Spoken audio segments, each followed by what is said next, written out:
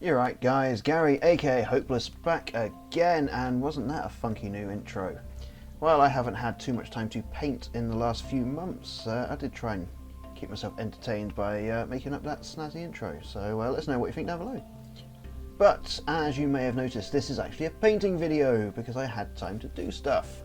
On screen you will see the latest from Loot Studios. This is from their April pack. It's called Ghostly Odyssey. It says a Ancient Greek Mythology themed set, and this is Georgios Minoulis. I probably butchered that, so I've put it on screen as well.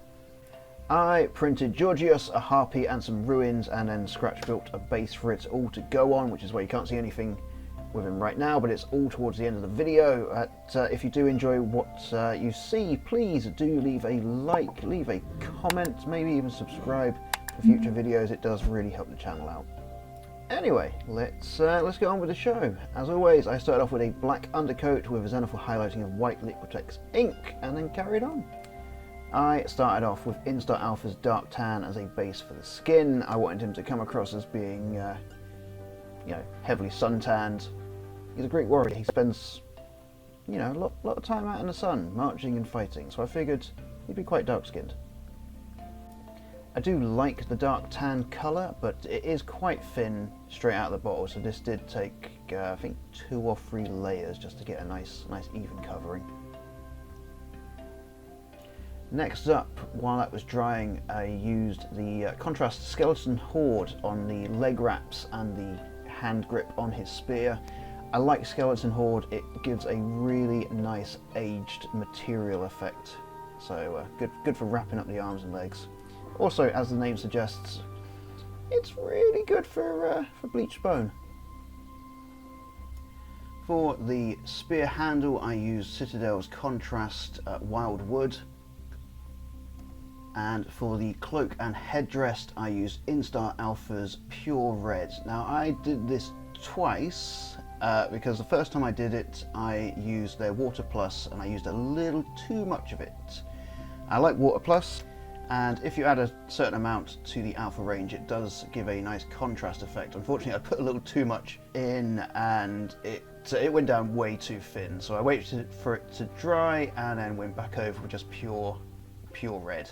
And when all that had dried off, I grabbed my Volupus Pink contrast paint and went over all of the reds. I find the contrasts work quite well to give shading effects, which is why I use them slightly more than washes at the moment. For his tunic underrobe sort of bits, I'm not too sure on the proper names. I used Instar's Pure Oxide Reds. This is actually, I think, my favourite paint from these guys. And back to contrast with Snakebite Leather for all of the little tassely bits hanging off of his armour, and the shoulder bit there, as well as the sword scabbard on his hip. I then cracked out the contrast Basilicanum Grey, and I used that as a wash over the tunic and a couple of the leather bits. I actually find Basilicanum quite a good alternative to Nuln Oil, which is why I go through it so quickly. And then back over to contrast Gilliman's Flesh. I found going over the dark tan with this gives a nice sun-bronzed skin effect. Moving on to probably one of my favourite painting items at the moment. This is Green Stuff World's Pure Metal Pigment series. It's pigment dust mixed in with real metal flakes, which gives a really realistic metal effect. This is their bronze pigment, mixed in with their master medium. I did mix it up a little thin to start with, but I'm still getting used to it, so just thickened it up a bit more. I went over his armour, a bit of his helmet, his shield, and his spear tip.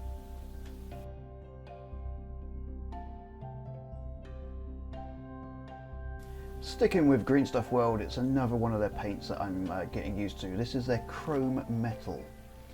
It's an alcohol-based paint, and when applied properly, it will give a really clear chrome effect. Unfortunately, I did not shake the bottle up enough, and only noticed after it had dried.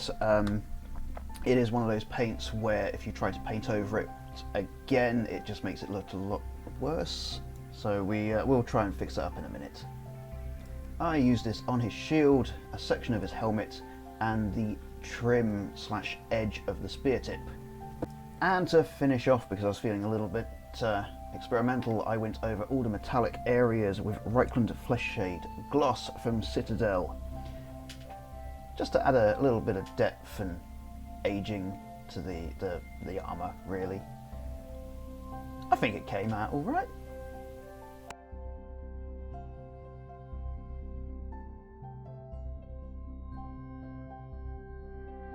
And there he is, good old Georgios Minoulis. I still cannot pronounce this name. Things I would have done differently for this model. I think the main one would have been obviously making sure the chrome paint was a bit more shook up so it dried properly. But overall, I'm quite happy with how it came out. As I said, I did paint this one up to go on a small diorama piece that I am making. If you want to see that, there is a small clip of that at the end of this clip and before the end of the video. I did record all the footage of making the diorama as well, so if you want to see that, let me know and I will edit that into a video at some point when I have time. Other than that, let me know what you think in the comments down below. Did you like the model? Did you like the paint job? Do you not like the paint job? Would you have done things differently? As always, thank you so much for watching. If you did like the video, please do like and subscribe for more things like this, and hopefully I'll see you in the future. Till next time, here is a diorama piece, and yeah, I'm Gary, aka Hopeless. I'll see you soon. See ya!